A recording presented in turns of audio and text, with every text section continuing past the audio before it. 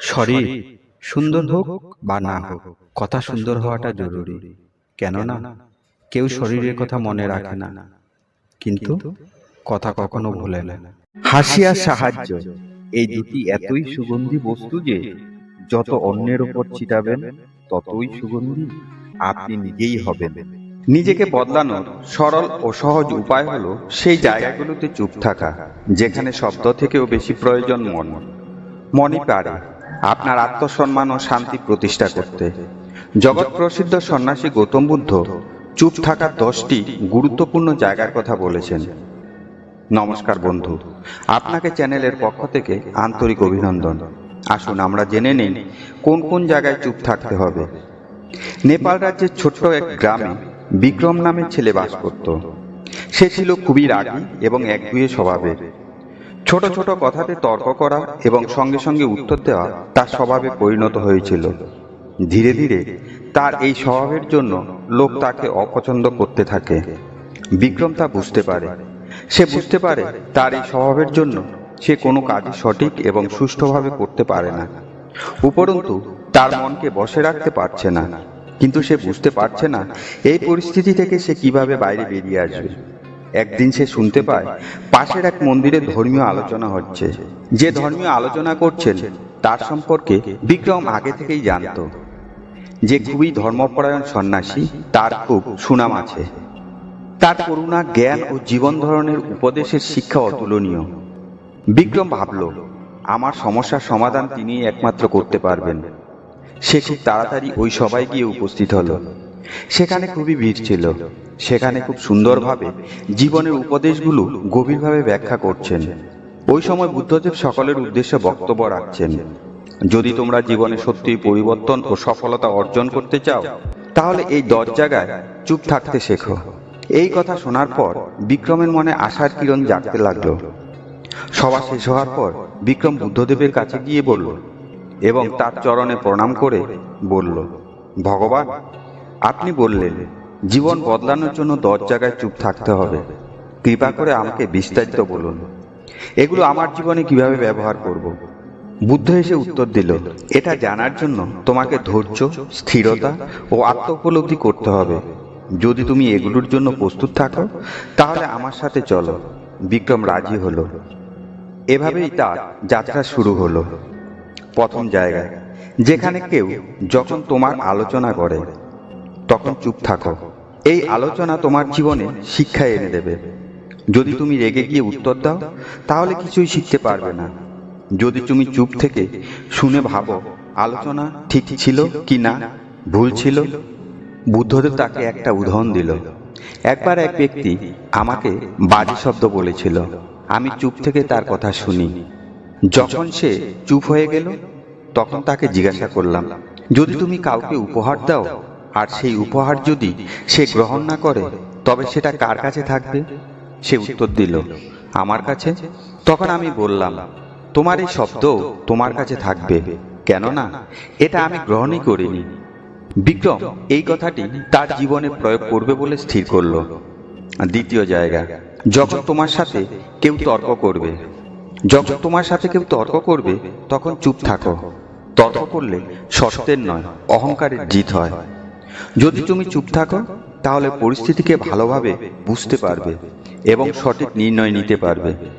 বুদ্ধদেব এবারও তাকে একটা উদাহরণ দিয়ে বুঝিয়ে দিলেন। বুদ্ধদেব এক কৃষকের গল্প শোনালেন। দুইজন কৃষক ছোট্ট এক টুকরো জমি নিয়ে নিজেদের মধ্যে ঝগড়া করছে। দুজনেই বলছে জমি তার। আমি তাদের জিজ্ঞাসা করলাম, যখন তোমরা জন্মেছিলে তখন কি জমি নিয়ে এসেছিলে, বা তোমরা যখন মরে যাবে তখন কি সঙ্গে করে নিয়ে যাবে? তখন তারা চুপ হয়ে যায়। এই শিক্ষা বিক্রমকে শিখিয়েছে তর্ক করার পরিবর্তে চুপ থেকে কিভাবে সমস্যার সমাধান করা যায়। তৃতীয় জায়গায়, যখন খুব রাগ হবে। বুদ্ধদেব বিক্রমকে বলল, রাগ আগুনের মতো, যদি তুমি তাতে ঘি ঢালো তাহলে আরো বেড়ে যাবে। এজন্য যখন কেউ রেগে থাকবে তখন তুমি চুপ থাকো, তার রাগ একটা সময় শেষ হয়ে যাবে। এর জন্য বুদ্ধদেব বিক্রমকে, এক রাজা রাগে তার মন্ত্রীকে ফাঁসির সাজা দেয়। মন্ত্রী কিছুই বলেনি। পরের দিন রাজার ভুল হয়েছে এটা বুঝতে পেরেছেন এবং মন্ত্রীকে ক্ষমা করে দিয়েছেন। যদি মন্ত্রী তখন তর্ক করত তাহলে তার প্রাণ চলে যেত। বিক্রম এটাও তার জীবনে প্রয়োগ করার সিদ্ধান্ত নিল। চতুর্থ জায়গা, যখন তুমি দুঃখে থাকবে। একদিন বিক্রম কোনো এক ঘটনায় খুব দুঃখ পেয়েছিল। বিক্রম বুদ্ধদেবকে বলল, ভগবান, আমি এই কষ্ট সহ্য করতে পারছি না। বুদ্ধদেব বলল, যখন দুঃখে থাকবে তখন চুপ থাকবে। দুঃখ তোমার জীবন বদলানোর চাবিকাঠি হতে পারে। দুঃখ তোমাকে মজবুত বানাবে, এটা তোমাকে বুঝতে হবে। পঞ্চম জায়গা, যখন তোমাকে কেউ অপমান করে। যখন তোমাকে কেউ যদি বুঝে শুনে অপমান করে, তখন তুমি চুপ থাকবে। এটাই তোমার সবচেয়ে বড় উত্তর হবে। তোমার শক্তি ও ধৈর্য বাড়বে। বুদ্ধদেব বিক্রমকে এক সাধুর গল্প বললেন। এক গ্রামে এক সাধুকে গ্রামের লোক বিভিন্ন কথা বলে খুবই অপমান করত, কিন্তু সাধু সবসময় শান্ত থাকত। ধীরে ধীরে গ্রামের লোক তাকে অপমান করা ছেড়ে দেয়। ষষ্ঠ জায়গা, যখন কারো উপকারের প্রয়োজন। বুদ্ধদেব বিক্রমকে বলল, সব জায়গায় কখনো উপকার করতে নেই। যতক্ষণ তোমার থেকে উপকার না চায় ততক্ষণ কারো উপকার করবে না। সপ্তম জায়গা, যখন তোমার জ্ঞান নিয়ে গর্ব হবে তখন চুপ থাকবে, কারণ জ্ঞান মানুষকে নর্ম ও ভদ্র আচরণ করতে শেখায়। যখন তুমি অন্যকে শুধু শুধু জ্ঞান দিতে যাবে তখন তোমাকে তারা পাগল মনে করবে। অষ্টম জায়গা, যখন কেউ সত্যটা শোনার জন্য প্রস্তুত না থাকে। বুদ্ধদেব বিক্রমকে বলল, সত্যের মূল্য থাকবে না যদি সে স্বীকার না করে। তখন তোমার সত্যটাও মিথ্যা প্রমাণিত হবে। বুদ্ধদেব বিক্রমকে একটা গল্প শোনালো। এক রাজার দরবারে একজন সাধু এসেছিল এবং বলল, রাজামশাই, আপনার এই নির্ণয় ভুল হয়েছে। তখন রাজা সাধুকে দরবার থেকে ধাক্কা দিয়ে বের করে দিতে বললেন। সাধু যেতে যেতে বলল, এখনো সত্যের সময় আসেনি। যখন তোমার মন সত্য শোনার জন্য প্রস্তুত হবে তখন আমি আবার আসব। 1 বছর পর রাজা তার ভুল বুঝতে পারল এবং সাধুকে ডেকে পাঠালো। এবার শুধু সাধুর কথাই শোনেননি, সাধুকে নিজের জীবন প্রদর্শক হিসেবেও স্বীকার করে নিলেন। নবম জায়গা, যখন পরিস্থিতি নিজের আয়ত্তে না থাকবে। যখন পরিস্থিতি নিজের আয়ত্তে না থাকবে তখন চুপ থাকাই বুদ্ধিমানের কাজ হবে। বুদ্ধদেব বিক্রমকে বলল, জীবনে এমন কিছু সময় ও পরিস্থিতি আসে তা তুমি কখনো বদলাতে পারবে না। তুমি যদি চুপ না থাকো তাহলে পরিস্থিতি আরো জটিল হবে। তখন চুপ থাকাই বুদ্ধিমানের কাজ হবে। চুপ থাকা তোমার কোনো দুর্বলতা নয়, এটা তোমাকে আরো ধৈর্যশীল করে তুলবে। বুদ্ধদেব বিক্রমকে এ নিয়ে একটা গল্প শোনালেন। একবার এক কৃষক আমার কাছে এসে বলল, আমার জমি খুব শুকনো, আমি কিভাবে চাষ করব? বুদ্ধদেব উত্তর দিল, বৃষ্টি তোমার হাতে নেই, চুপ থাকো এবং চাষ করার জন্য বিকল্প উপায় খোঁজো। কৃষক তাই করলো, এ সমস্যার সমাধান খুঁজে পেল। দশম জায়গা, যখন তোমার মন কৃতজ্ঞতা ও শান্তিতে পূর্ণ হয়ে যায় তখন তা বলার প্রয়োজন হয় না। এই সময় চুপ থাকাই বুদ্ধিমানের কাজ। তুমি যদি এগুলো প্রকাশ করতে যাও তাহলে তোমার শত্রুর সংখ্যা বৃদ্ধি পাবে এবং শান্তি নষ্ট হবে। তাই চুপ থাকাটা উত্তম হবে। যখন তোমার মন ভরে যাবে, যখন তোমার মন কৃতজ্ঞতা ও শান্তিতে পূর্ণ হয়ে যায় তখন তা বলার প্রয়োজন হয় না। এই সময় চুপ থাকাই বুদ্ধিমানের কাজ। তুমি যদি এগুলো প্রকাশ করতে যাও তাহলে তোমার শত্রুর সংখ্যা বৃদ্ধি পাবে এবং শান্তি নষ্ট হবে। তাই চুপ থাকাই উত্তম হবে। বাংলায় একটা প্রবাদ আছে, সংসার সুখের হয় রমণীর গুণে।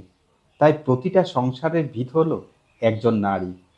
কিন্তু এই 4 ধরনের নারীর জন্য সংসার কখনো সুখের হয় না। নাম্বার 1, যে নারীর রাগ বেশি। নাম্বার 2, যে নারী অন্যকে সম্মান করতে জানে না। নাম্বার 3, যে নারী ধর্মের প্রতি মন নেই। নাম্বার 4, যে নারীর পরিবারে কোনো সংস্কার থাকে না। আমরা আমাদের জীবনে এই 7টি কাজ করার জন্য খুব কষ্ট পাই। নাম্বার 1, অতিরিক্ত বিশ্বাস করা। নাম্বার 2, কারো উপর অতিরিক্ত আশা করে থাকা। নাম্বার 3, কাউকে টাকা ধার দেওয়া। নাম্বার 4, কাউকে অতিরিক্ত ভালোবাসা। নাম্বার 5, নিজের কথা না ভেবে অন্যের পেছনে সময় নষ্ট করা। নাম্বার 6, কাউকে বিশ্বাস করে মনের সব গোপন কথাগুলো খুলে বলা। নাম্বার 7, বাবা মায়ের কথা না শোনা। রাগ আর জেদ সবসময় যে আমাদের ক্ষতি করে এমনটা নয়। রাগ ও জেদ না থাকলে আমরা আমাদের জীবনে সফলতা কখনো অর্জন করতে পারবো না। এই রাগ আর জেদ আমাদের অনেক সময় মোটিভেটেড করে, তাই আমরা আমাদের উদ্দেশ্য পূরণের জন্য কঠোর পরিশ্রম করার অনুপ্রেরণা পাই এবং সেই কাজে আমরা সফলতা অর্জন করি। কিন্তু অতিরিক্ত পরিমাণ রাগ ও জেদ আমাদের ক্ষতিও করে। এটা সবসময় আমাদের খেয়াল রাখতে হবে। তাহলে আসুন এখন আমরা জেনে নেই অতিরিক্ত রাগ ও জেদ আমাদের কি কি ক্ষতি করতে পারে। রাগ আর জেদ যাদের বেশি হয় তারা জীবনে তিনটি জিনিস হারায়। জীবনে চলার পথে আমরা সবাই কিছু না কিছু হারাই। কেউ সম্পর্ক হারায়, কেউ সময় হারায়, কেউ মানুষ হারায়, কেউ বা নিজের শান্তিটুকু হারায়।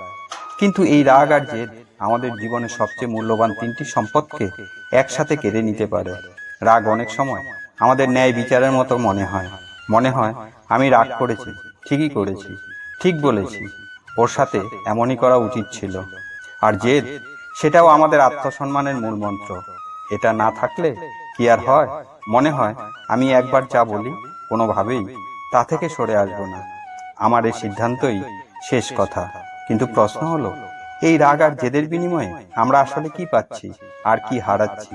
আসুন জেনে নেওয়া যাক। নাম্বার 1, সম্পর্ক হারানো। একটা সম্পর্ক করতে অনেক সময় লাগে, মাস, বছর, কখনো কখনো এক দশক। কিন্তু সেই সম্পর্ক ভেঙে পড়তে সময় লাগে মাত্র একটা ভুল মুহূর্ত, একটা ভুল শব্দ, একটা রাগের চিৎকার, একটা অহংকারী আচরণ।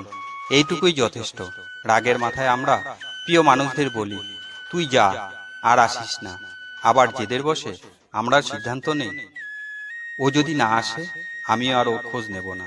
কিন্তু আপনি কি জানেন, সে মানুষটা হয়তো প্রতিদিন অপেক্ষা করে একটা ফোন কলের, একটা সরি কথার জন্য। কিন্তু আপনার জেদের কারণে সেই সরি আর উচ্চারিত হয় না। দিন যায়, সম্পর্ক ঠান্ডা হতে থাকে, তারপর একদিন সেটা পুরোপুরি শেষ হয়ে যায়। অনেক সময় আমরা এমনভাবে সম্পর্ক হারাই যেটা সারা জীবনেও আর ফিরে আসে না। আর তখন আমাদের মনে হয়, সেদিন যদি একটু কম রাগ করতাম, একটু নমনীয় হতাম, তাহলেই মনে হয় আমাদের সম্পর্কটা বেঁচে যেত। নাম্বার 2, সময় ও সুযোগ হারানো। রাগ আর জেদ শুধু মানুষকে নয়, সময়কেও ছিনিয়ে নেয়। আপনি জেদ ধরে একটা চাকরি ছেড়ে দিলেন কারণ আপনার ইগোতে লেগেছিল। পরে দেখলেন সেই চাকরিটাই ছিল আপনার কেরিয়ারে মোড় ঘোরানোর সুযোগ। আপনি রাগ করে পরিবার থেকে দূরে চলে এলেন, আর ফিরে তাকালেন না। কিন্তু কয়েক বছর পর যখন উপলব্ধি করলেন, ততদিনে বাবা মায়ের বয়সের ভারে নুয়ে পড়েছেন। হয়তো তাদের পাশে আর থাকার সুযোগটাই হারিয়ে ফেলেছেন। আপনি এক বন্ধুকে ভুল বুঝে দূরে সরে গেছেন। পরে জানলেন সে আপনাকে ভুল বোঝেনি, বরং আপনাকেই মিস করেছে। কিন্তু তখন আর কিছুই করার থাকে না। রাগের কারণে আপনি সেই মুহূর্তে সঠিক মনে করেন, কিন্তু ভবিষ্যতে সেই সিদ্ধান্তই হয়ে দাঁড়ায় আপনার সবচেয়ে বড় আফসোস। জীবনে অনেক বড় বড় সুযোগ আসে, কিন্তু রাগ আর জেদের কুয়াশায় আমরা সেই সুযোগগুলো দেখতে পাই না। যখন বুঝি তখন হয়তো অনেক দেরি হয়ে যায়। নাম্বার 3, মানসিক ও শারীরিক শান্তি হারানো। রাগ শুধু সম্পর্ক আর সময় নষ্টই করে না, এটা আমাদের শরীরকেও ধ্বংস করে দেয়। রেগে থাকা মানুষের মধ্যে হার্ট অ্যাটাক, উচ্চ রক্তচাপ, মাইগ্রেন, ঘুমের সমস্যা এসব ব্যাপক হারে দেখা দেয়। আর জেদ জেদ মানুষকে একা করে ফেলে, কারণ জেদি মানুষ কাউকে মেনে নিতে পারে না। কেউ তার কথার বিরুদ্ধে গেলেই সে ক্ষেপে যায়। এভাবে ধীরে ধীরে সে নিজেই একা হয়ে যায়, হতাশ হয়ে যায়, বিষণ্ণতায় ডুবে যায়।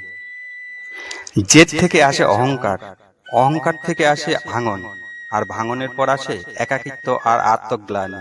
আমরা বলি, জীবনে কিছুই ভালো লাগছে না, কিন্তু ভাবি না এর শিকড় আমাদের নিজেদের মধ্যেই ছিল। কিভাবে নিজেকে বদলাবেন?